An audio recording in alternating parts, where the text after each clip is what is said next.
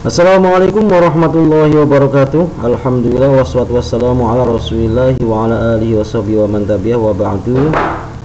Selamat pagi untuk anak-anak kelas 7 N Madrasah Sanawiyah Qudusiyah Putri.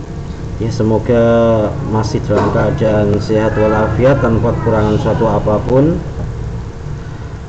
Untuk kali ini kita kembali melakukan pembelajaran secara daring atau melalui media online. Ya, semoga itu tidak mengurangi kesemangatan dan semoga tetap semangat dan juga tetap memperhatikan semua materi yang diberikan oleh pengajar-pengajar, para ustadzah dari Madrasah Sanawiyah Qudusiyah Putri. Oke, kita akan mulai. Silahkan dibuka bukunya, catat kalau ada yang memang perlu dicatat dan dengarkan dengan seksama. Kalau masih belum paham, nanti videonya bisa di save, kemudian bisa didengarkan lagi berulang-ulang sampai paham. Kalau masih nggak paham juga, nanti bisa ditanyakan lewat Japri. Nanti insya Allah akan saya jawab sejelas-jelasnya. Oke, kita lanjutkan materi yang kemarin untuk falak kelas 7 Madrasah Sanawiyah Qudusiyah Putri. Kemarin kita sudah maknai tentang bab hisab istilahi atau salah satu metode hisab dasar dalam penentuan awal tahun, baik hari maupun pasaran. Nah, sekarang kita akan mulai dari hisab istilahi tahun Hijriyah. Berarti kita akan pada permulaan dari bab hisab istilahi ini yang dibahas adalah mengetahui seluk-beluk dari tahun Hijriyah. Jadi sebelum kita masuk pada bagaimana cara mengetahui awal tahun, terutama hari dan pasarannya, 1 Muharram itu jatuh pada hari dan pasaran apa pada tahun tertentu pada tahun Hijriyah, kita akan sedikit mengenal tentang tahun Hijriyah ya. Informasi umum dari tahun Hijriyah yaitu yang pertama, bahwasanya kalender Hijriyah merupakan kalender yang berdasarkan siklus sinodik bulan, kalender lunar, atau kalau kemarin kita istilahkan dengan Qomariyah. Jadi tahun Hijriyah ini termasuk dalam keluarga dari tahun Qomariyah, di mana penentuan harinya itu dari siklus sinodik bulan. Nah, sehingga umurnya lebih pendek 10 sampai dengan 12 hari dibanding kalender matahari atau kalender Masehi. Jadi untuk tahun Hijriyah ini lebih cepat 10 sampai 12 hari. Nah, makanya selalu maju. Kemudian informasi yang kedua, untuk menentukan awal bulan itu biasanya digunakan 2 metode. Yang pertama yaitu metode ru'yah atau pengamatan langsung, berarti melihat langsung posisi hilal atau bulan baru melalui pengamatan langsung, baik menggunakan mata biasa atau menggunakan alat semacam teleskop dan yang lain sebagainya. Kemudian metode yang kedua yang digunakan, yang umumnya digunakan untuk menetapkan bulan Hijriyah, yaitu metode hisab atau perhitungan. Jadi menggunakan sistem perhitungan matematis dan astronomis untuk menentukan awal bulan. Jadi tidak perlu mengamati langsung, nggak perlu datang ke lokasi, cukup dengan menggunakan rumus-rumus matematis dan astronomis untuk menentukan awal bulan. Nah, adapun yang di Indonesia umumnya yang dipakai terutama dari Depak adalah metode ru'yah. Adapun hisab ini hanya sebagai metode atau istilahnya sebagai alat bantu dalam penetapan ru'yah. Kemudian yang ketiga, menurut perhitungan dalam satu siklus 30 tahun kalender Hijriyah terdapat 11 tahun Kabisat dan 19 tahun Basitoh. Berarti kalender Hijriyah dikenal adanya siklus 30 tahunan. Nah, kalau sudah 30 tahun maka siklus ini akan tetap, berarti 11 Kabisat, 19 Basitoh ya. 11 tahun Kabisat, 19 tahun Basitoh. Nah, 30 tahun kemudian akan berulang lagi 11 tahun Kabisat, 19 tahun Basitoh. Nah, apa perlunya Kabisat dan Basitoh ini? Nah, ini diperlukan nanti dalam instrumen untuk menghitung atau untuk mencari hari dan pasaran awal tahun dari kalender Hijriyah. Makanya diperlukan data Kabisat maupun data Basitoh. Kemudian yang keempat, pada umumnya setiap 8 tahun atau 1 windu, hari dan pasaran tahun Hijriyah akan kembali seperti semula. Jadi walaupun dalam kalender Hijriyah mengenal siklus 30 tahunan, ini 11 tahun kabisat, 19 tahun basitoh, tapi pengembalian hari dan pasaran, nah itu terjadi pada 8 tahun sekali, berarti mirip dengan kalender Jawa kemarin ya, pada materi kalender Jawa, di mana setiap 8 tahun hari dan pasaran itu akan kembali berulang. Berarti umpamanya tahun 1 itu hari pasarannya itu Senin Kliwon, maka 8 tahun kemudian Senin Kliwon kembali, dan begitu seterusnya. Itu pada umumnya, walaupun kadang juga terjadi lompatan ya, terjadi lompatan, makanya diperlukan perhitungan untuk memastikan. Jadi boleh saja kita mengikuti siklus untuk menentukan, tapi untuk akurasinya ya lebih akurat kalau menggunakan perhitungan secara menyeluruh ya, secara apa itu ya, dihitung keseluruhannya melalui instrumen-instrumen yang ada. Oke, kita masuk pada cara ya, cara mengetahui kabisat dan basitoh pada tahun Hijriah. Nah, untuk mengetahui apakah tahun tersebut kabisat atau basitoh, terutama pada tahun Hijriah, itu kita menggunakan metode yang berbeda daripada saat mengetahui kabisat basitoh pada tahun Masehi. Kalau tahun Masehi memang lebih sederhana ya, lebih sederhana karena memang tidak mengalami siklus ya, tidak mengalami siklus bagaimana tahun sinodik atau tahun lunar. Nah, untuk caranya kita pakai rumus. Nah, ini rumus yang menggunakan perhitungan. Sampai nanti bisa kita pakai dua metode, pakai kalkulator juga bisa, pakai perhitungan dengan porogapit juga bisa. Oke, cara mengetahui kabisat dan basitoh pada tahun Hijriah. Yang pertama, angka tahun Hijriah yang dicari dibagi 30. Berarti umpamanya sampean mencari umpamanya tahun 1441 apakah basitoh atau termasuk kabisat. Nah, maka sampean bagi tahun tersebut dibagi 30. 30 itu apa tadi nih? Siklus tahun Hijriah atau Komariah. Kemudian hasilnya dikalikan 30 kembali. Nah, hasilnya dikalikan 30, kemudian hasil perkalian dikurangkan pada tahun yang dicari. Berarti pertama tahun yang dicari dibagi 30, kemudian hasilnya dikalikan kembali 30. Nah, hasil perkalian digunakan untuk mengurangi tahun tersebut. Nah, terus step yang kedua, apabila setelah pengurangan ada sisa dari 2, 5, 7, 10, 13, 15, 18, 21, 24, 26, 29, maka tahun tersebut dinamakan tahun kabisat. Nah, apabila sisa pengurangan ada 1, 3, 4, 6, 8, 9, 11, 12, 13, 16, 17, 19, 20, 22, 23, 25, 27, 28, 30 dinamakan tahun basitoh. Masih bingung ya? Pasti masih bingung. Jadi ini adalah sisa ya, sisa pengurangan. Jadi maksimal sisa itu 30, karena tadi yang dicari adalah kabisat dan basitoh tahun Hijriah dan siklusnya 30, berarti sisa itu maksimal 30. Kalau 31 berarti masih bisa dibagi lagi ya, masih bisa dikurangi lagi. Pokoknya maksimal sisa itu 30 atau minimalnya 1. Umpamanya kosong Kang. Nah, kalau kosong nanti berarti kalau 0 itu berarti masuknya pada 30 ya. Oke, berarti masuk pada kategori tahun basitoh.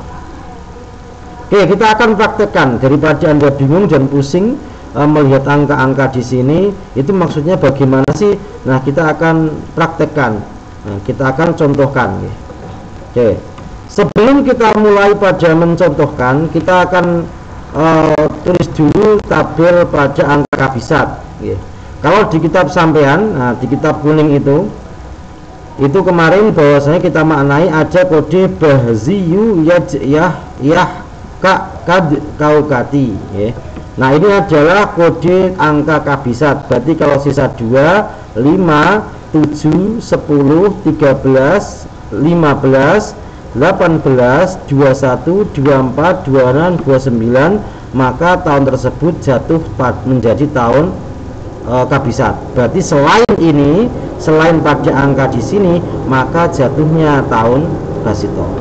Oke, tidak perlu lama-lama, kita akan mulai. Kita ambil contoh. Tahun 1441 apakah tahun Kabisat atau tahun Basito? Nah, untuk mengetahuinya kita pakai rumus tadi nggih. Tahun yang dicari Kabisat Basitonya ditulis 1441 dibagi 30.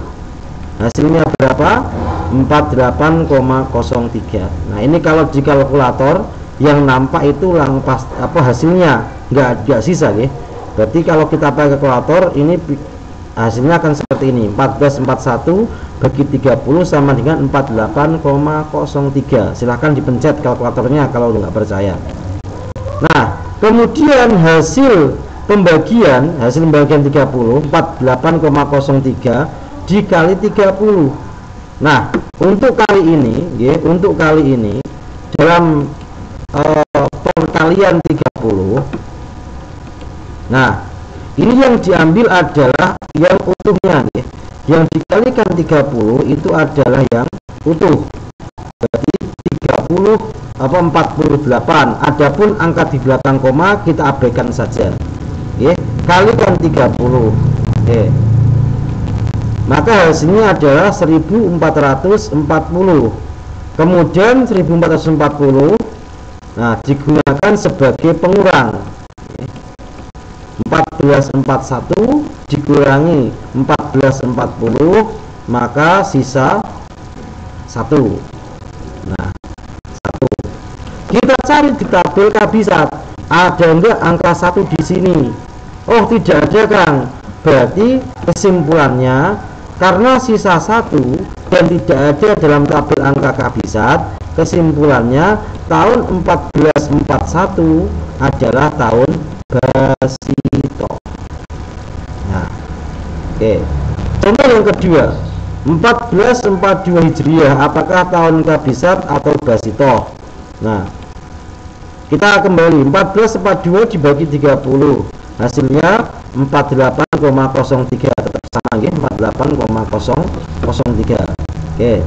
Kemudian 48-nya kita kalikan 30, hasilnya pasti ya 1440.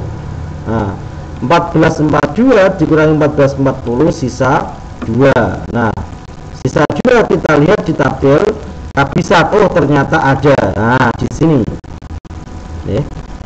2. Nah, berada di sini. Maka kesimpulannya tahun 1442 adalah tahun Kabisat. Nah, gampang kan? Nah, itu kalau Anda menggunakan pembagian perhitungannya menggunakan kalkulator. Karena kalau di kalkulator itu yang muncul adalah hasil bukan sisa. Nah, nanti akan kita praktekkan bagaimana menggunakan pembagian metode Porogapit atau Porosemprit lah. Nah, metode anak-anak SD itu ya. Nah, kemudian catatan lagi saya ingatkan, untuk angka di belakang koma pada hasil pembagian tahun Hijriah tidak perlu dibulatkan. Ya, tidak perlu ada pembulatan walaupun mendekati angka di atasnya. Contoh 48,8 tidak perlu dibulatkan menjadi 49. Berarti langsung saja angka yang ada atau angka utuhnya ya, angka yang ada sebelum koma dikalikan 30. Berarti berapapun angka di belakang koma abaikan saja ya, abaikan saja. Berarti langsung saja yang utuhnya kali 30. Nah, ini kalau menggunakan kalkulator. Terus bagaimana kalau menggunakan metode Porogapit atau kita pembagian pakai Porosemprit? Nah, ini kita akan praktekkan. Hasilnya sama nggak kira-kira? Oke, 1441 kita bagi 30. Nah, ini kita lambat ya. Jadi kita akan menggunakan metode Porogapit pembagian yang dulu kita pelajari di SD. Kalau Anda mempelajarinya, kalau enggak ya silahkan dilihat saja. Nah, 1441 dibagi 30 kita 4. Nah, 4 kali 30 di sini ya ada 120. Nah, peletakannya di depan ya. Beda dengan pengurangan normal yang di belakang, ini taruhnya di depan. Kalau di belakang nanti kacau. Ya, 120. Kemudian kita kurangkan. Nah, hasilnya adalah 241. 8 240. Hasilnya adalah, nah, sisanya 1 ya. Berarti sama. antara menggunakan metode Porogapit maupun kalkulator tetap didapatkan sisa 1. Jadi ingat ya, sisa di sini maksimal 30, maksimal 30. Atau kalaupun habis ya habisnya harus natural, tidak perlu ada koma di belakang. Berarti berbeda dengan pembagian pas sampean dulu matematika yang mana harus dihabiskan. Kalau di sini enggak, begitu di sini sudah sisa 30 ke bawah, maka tidak perlu dilanjutkan sampai habis. Sudah, itu stop. Nanti sisa ini sampean cari di sini ada enggak di angka kabisat. Kalau enggak ada, berarti basitoh. Oke, kita lanjutkan Porogapit yang kedua. Nah, 14 42. Oke, kita bagi 30. Sama ya. 4 kali 30 120 dikurangkan, nah hasilnya menjadi 242, sisanya ditambah lagi 8 set 240, sisa 2. Nah sama kan. Jadi baik Anda menggunakan metode Porogapit atau menggunakan metode perhitungan kalkulator, nah sisanya akan sama. Berarti ingat di sini sisakan, nggak perlu sampai tambah koma sekian sampai habis, enggak. Berarti harus ada sisa minimal kosong, tapi kosongnya harus natural nih. Umpamanya 1440, berarti di sini habis, berarti 48, ini sisanya 0. Nah itu nggak masalah. Berarti sisanya 0 ini kalau natural, dalam artian tanpa penambahan angka di belakang koma, itu nggak masalah. Terus nanti kalau sisa 0 bagaimana Kang? Ya kalau sisa 0 itu berarti nanti masuknya pada angka berapa? 30. Nah 30. Oke. Anggap saja angkanya 30. Nah situ. Ya, jadi nanti masuknya kalau 0 30 di sini nggak ada, berarti masuknya tahun Basito. Oke. Nah sementara itu dulu gini untuk materi kali ini, nanti bisa diulang kembali kira-kira apa yang janggal. Nanti juga mungkin kalau ada kesalahan akan saya ralat ya, karena ini juga durasi, jadi saya nggak bisa lama-lama, saya sampaikan pada inti dan pokoknya saja. Kalau masih ada ketidakjelasan silahkan bisa ditanyakan lewat Japri ya. Sekian dari saya, tetap semangat belajar di rumah, jaga kondisi guys, semoga pandemi cepat berlalu dan kita bisa kembali belajar bertatap muka di Madrasah Qudsiyah Putri tercinta. Wallahu a'lam bishawab. Assalamualaikum warahmatullahi wabarakatuh.